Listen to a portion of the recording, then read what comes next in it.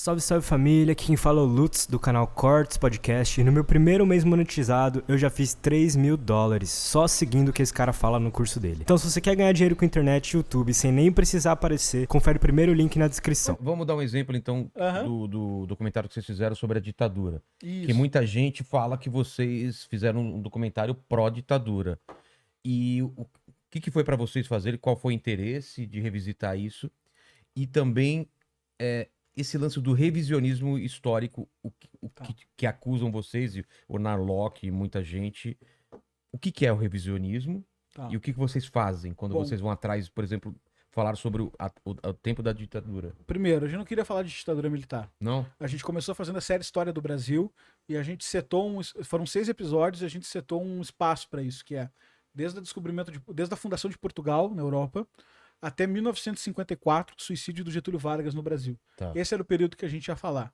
Motivo, porque a ditadura militar faz parte de um contexto global em que as fontes são muito prejudicadas.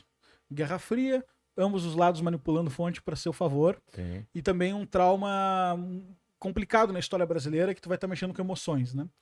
Então, sei lá, tá valendo a pena mexer nisso, entendeu? Essa é a questão. Mas... Você tá falando da época da ditadura. Isso, perseguição, pô, tá valendo... morte. Sabe, Sim. ficar... Será que é Remexendo. verdade que esse cara foi torturado? Tá. É delicado esse tipo de coisa, né? Claro. Tu tá machucando, pode machucar pessoas e tu pode cometer erro porque tu não tem fonte. Então a gente fez 6 episódios da série Brasil e ao longo desse processo a gente teve um roteirista lá na empresa que chegou e apresentou, cara, eu acho que dá para ir adiante no 64, 85. Apresentou um projeto, a gente falou, pô, será? Vamos incubando, vamos vendo, vamos andando, etc e tal. O negócio pegou confiança quando nós descobrimos uns pesquisadores no leste europeu que escreveram um livro chamado 1964, Elo Perdido, com os documentos que mostravam a influência da polícia secreta ligada à União Soviética, a STB, que era a KGB tcheca, Sei. no Brasil. Ah, é? Isso. E aí o cara falou pra gente o seguinte, eu recebo vocês aqui se vocês vierem, eu levo vocês nos museus, eu levo vocês nos documentos verdadeiros e vocês podem filmar e usar isso aí. A gente falou, porra, já era muito maior do que nós essa missão, né? Já era, sei lá, não dá pra perder essa oportunidade. Claro. Né? Então vamos lá, porque esse cara seja maluco, né? Que é esse filme de tráfico de órgãos, sei lá. A gente descemos lá de madrugada, de noite, em Praga, República Tcheca, no inverno. Vamos nessa missão aí. Realmente tinha muita coisa sensacional, a gente colocou no documentário, 1964, o Brasil entre Armas e Livros. E fizemos um documentário Detalhe, a gente chegou na Foram os STB. 3 lá? Não, foi eu, o Lucas e esse não nosso fui. colega, o Eu não Henrique fui. Zigano, foi o roteirista. E a gente chegou lá nessa sede e tal, que tinha sido aberto, né, após a queda da União, enfim. Vocês não falavam tcheco, não, né? Não, a gente tava... Não, tinha um brasileiro que morava lá. Que é bom, muito filme de espionagem, né, cara? Muito, não, e era uma Praga loucura, porque as entrevistas que a gente Senha fazia... contra senha, você chega na ponte lá e fala... As entrevistas que a gente fazia, tinha alguns caras que só falavam em tcheco. E o brasileiro que nos recebeu lá só falava polonês, que é diferente do tcheco. Para nós é tudo igual, mas é diferente. Parece a mesma coisa. Então Eu sempre que eu já fui pra lá. Ele respondia em... Olha só, a gente fazia a pergunta, o cara respondia Vocês em faziam tcheco. pergunta em inglês? Isso, a gente fazia em português pro brasileiro que morava Sei. lá. Ele traduzia do português pro polonês. Aí tinha um cara que traduzia do polonês pro tcheco. E aí voltava. E aí fazia pro entrevistado e fazia tudo de volta. Meu Porque os caras também não falam inglês, um inglês muito vagabundo. Assim. Não fala. E aí a gente, só eu queria contar uma anedota que a gente foi na antiga sede da Polícia Secreta da União Soviética, lá, a STB, e a diretora do museu disse que nós éramos a primeira empresa de mídia brasileira que procuraram eles. E nenhuma também a universidade tinha procurado. Nenhum brasileiro procurou eles até então. E lá tinham documentos bem sérios. Que tipo de documentos são esses? Né? O cara fica, documentos sérios. Estou aqui, uns papéis em cima da mesa. Tem coisas sérias Larga aqui. uma pilha aqui. Há muitos documentos. Não, mas documentos sérios no seguinte sentido. Primeiro, mencionando a presença de agentes soviéticos ligados à polícia no Brasil, infiltrados, em estatais, em empresas de mídia.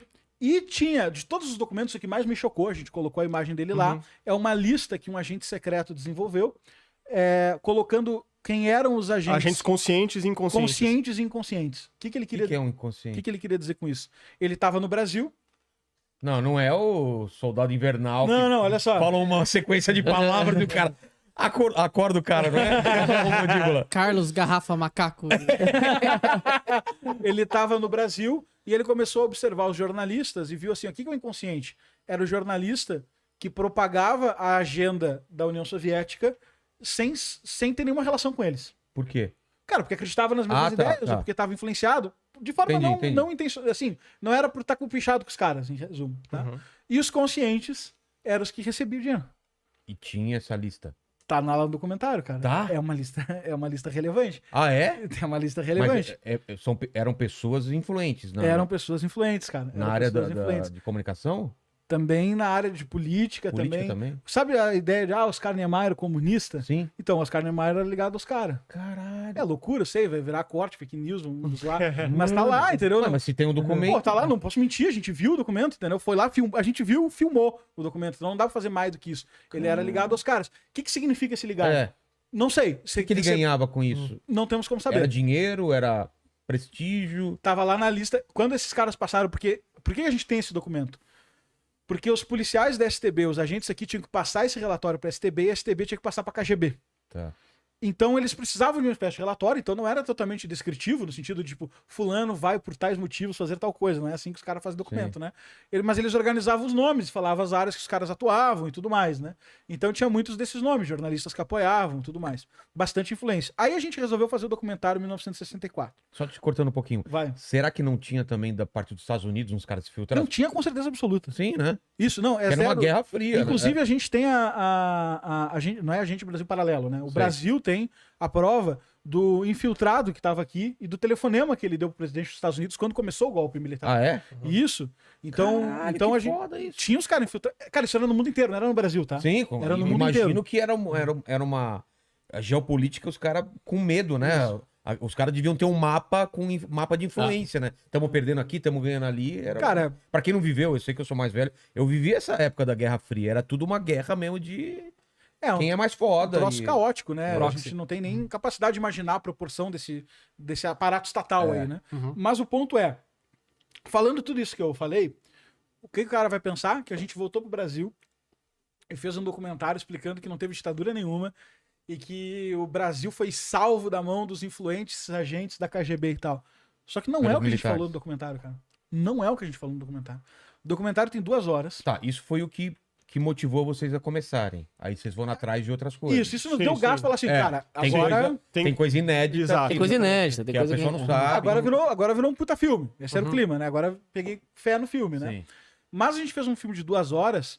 A única coisa que a gente fez de diferente foi contextualizar o panorama global. Que, cara, olha só, estava numa Guerra Fria, tinha um monte de narrativa, existia uma euforia para saber o que fazer, existia movimento comunista organizado no Brasil, existia manifestação de rua, a Globo apoiou o golpe militar, a gente bota a reportagem lá no documentário, a Globo falou assim, os trapos vermelhos foram combatidos, a Globo apoiou explicitamente. Depois até fizeram uma carta pedindo desculpa, né? Exato. Mais recente aí. E a gente botou tudo isso, só contextualizou esse antes.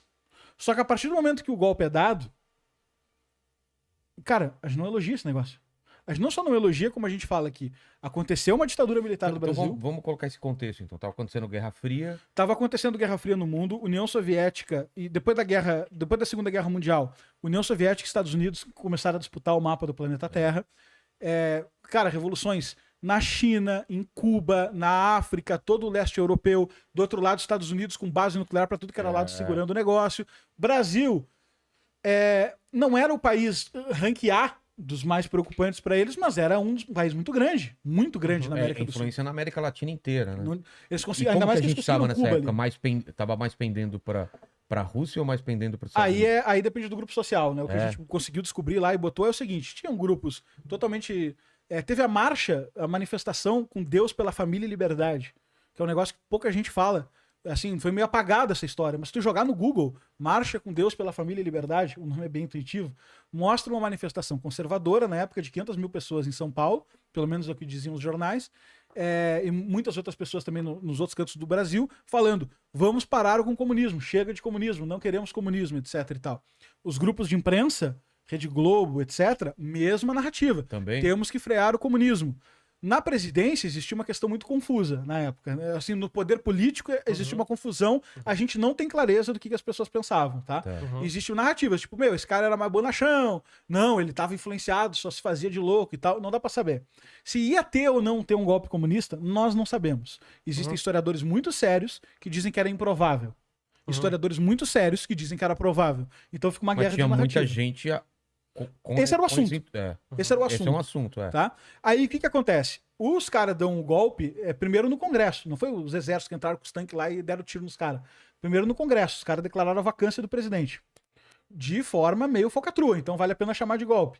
Porque se o cara estivesse fora do país, podia declarar a vacância do cara. Era uma Uma brecha. brecha constitucional. Tá. Só que ele não estava fora do país. Tava num voo, né? Ele estava num voo e os caras declararam a vacância. Tinha boatos Onde? que ele ia sair do país, Isso. mas ele tava num voo que era ainda dentro do Brasil. Quando ele Aí, recebeu, quando ele tava no voo, declararam... Quando ele recebeu a notícia, ele, João Goulart. ele mandou uma carta dizendo: estou no Brasil. E os caras. Naquela época era carta, né? E os caras Não tinha o Zap. tocaram a carta embaixo da mesa. Logo depois entra os militares. Ficou em cena. presa nos Correios, a carta não chegou Desde e os caras deram época, o gol. correio já era Logo depois os militares entram em cena e assumem. Tá. Naquele período, ainda como uns militares meio metidos a intelectual, né? Eles eram conhecidos como sorbonistas, porque estudaram na Sorbonne, nós somos inteligentes, etc. Nós vamos entrar para fazer uma intervenção pontual. Nós Passageira. Cirúrgica. nem vamos ficar aqui, é cirúrgico, Depois a gente entendeu? passa a bola pra... História. A gente sabe o que aconteceu. A gente sabe o que aconteceu. Resumo da história, para encurtar: 1968, 4 anos depois, os caras fecharam o Congresso. O ato institucional foi subindo, os caras fecharam o Congresso, acabaram com a eleição direta, começaram perseguição política. Aí tudo aquilo que a gente conhece, né? Então, assim, teve ditadura militar. Vocês ponto. não... Em nenhum momento falam, não teve perseguição, não teve tá lá, morte. não. Tá lá no documentário. Tá os lá, caras né? falam, foi um golpe. Isso. E tem Porque mais. tinha muito isso, né? Na época tinha um pouco essa... Também, a gente tava pra lançar ali, aí tava o burburinho da divulgação, e pra lá e pra cá, etc e tal. E tinha circulava essa narrativa de que não foi um golpe. Também, né? Então... Foi um golpe. Tinha essa expectativa. A gente cruzou todas as informações, analisou, etc e tal. E tá lá. E quem lutou, Tá lá dito no documentário, quem inclusive. perdeu essa batalha, quem tava lutando do outro lado, hoje em dia fala o quê? Que tava lutando pela democracia, tava lutando por uma ditadura só que comunista. O que se fala do outro lado? Aí depende qual é a posição que o cara tá hoje. Então, exatamente. Então, qual é a narrativa? Que o cara tava lutando por democracia, porque essa narrativa é meio que um mito fundador da Constituição de 88.